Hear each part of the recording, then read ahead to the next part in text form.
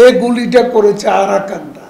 এই গুলিটা পড়ছে যেটা সেন্ট মার্টিন থেকে, এটা আরাকান বাহিনীতে, এটা মিয়ানমারের সরকার। আজকেও আমাদের গায়ে পড়ে যুদ্ধ বাঁধানোর কোনো ইচ্ছে নেই। বাংলাদেশ মিয়ানমার সীমান্তে কঠোর নজরদারি অব্যাহত রেখেছে। সেনাবাহিনী সহ আমাদের দায়িত্বপ্রাপ্তরা সতর্ক অবস্থানে আছে। বিএনপি পারে শুধু না জেনে না বুঝে অহেতুক হাস্যকর অর্বাচীনের মতো মন্তব্য করতে, এখনও সে একই কাজ তারা করছে।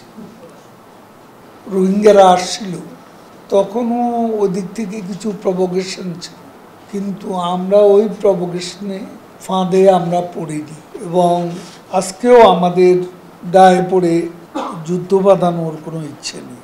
আমরা তাদের সাথে আমাদের আলাপ আলোচনার দরজা এখনো খোলা। আলাপ আলোচনার মাধ্যমেই আমরা সমস্যার সমাধানের ব্যাপারে, আমাদের নেত্রী শেখ হাসিনা ভিশনারি কূটনীতিক, তিনি জানেন কি মেকানিজম বা পলিসি দিয়ে সমস্যার সমাধান করতে হবে। খোঁজখবর আমরা রাখছি, প্রবাল দ্বীপ, সেন্ট মার্টিন দখল হয়ে যাচ্ছে, এইসব বলে আসলে গুজব ছড়ানো হচ্ছে। সোশ্যাল মিডিয়াতে বিএনপি জামাত এসব গুজব ছড়াচ্ছে।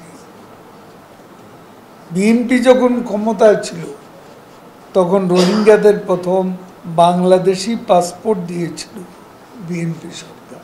রোহিঙ্গাদের জঙ্গি কাজে তারাই ব্যবহার করেছে। আমাদের নেত্রী রোহিঙ্গাদের আশ্রয় দিয়েছেন মানবিক কারণে।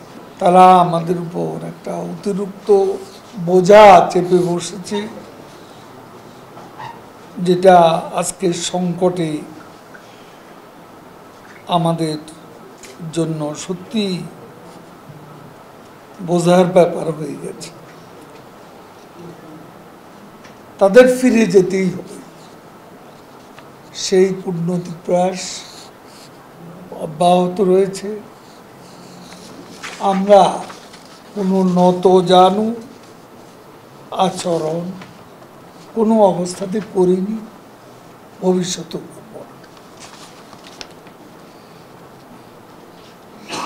কয়েকদিন আগেও মিয়ানমার সীমান্তে উত্তেজনা হলে সে দেশের সীমান্তরক্ষী বাহিনী যারা বাংলাদেশে অনুপ্রবেশ করেছিল তাদের ফিরিয়ে দেওয়া হয়েছে। উদ্বিগ্ন মানে আমরা সতর্ক মনোযোগে আছি এবং আমাদের দায়িত্বপ্রাপ্তরা 24 ঘন্টায় তারা সতর্ক রয়েছে এবং নজরদারিও তাদের আছে। সেটা প্রধানমন্ত্রী যেটা বলেছেন, এটা এ ধরনের ভাবনা অমূলক নয়। আরও কিছু থাকতে পারে কিনা সেটা আমরা খতিয়ে দেখব এবং খতিয়ে দেখা হচ্ছে।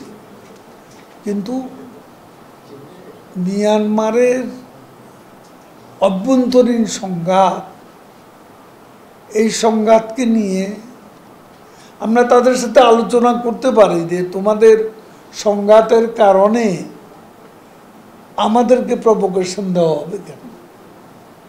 সে আলোচনাটা তাদের সাথে আমাদের হতেই পারে, আর আলোচনার দরজাও খোলা আছে। মিয়ানমারের সাথে আমাদের ইসরায়েলের মতো যে সম্পর্ক সেটা নয়, তাদের সাথে আমাদের ডিপ্লোম্যাটিক যোগাযোগ আছে।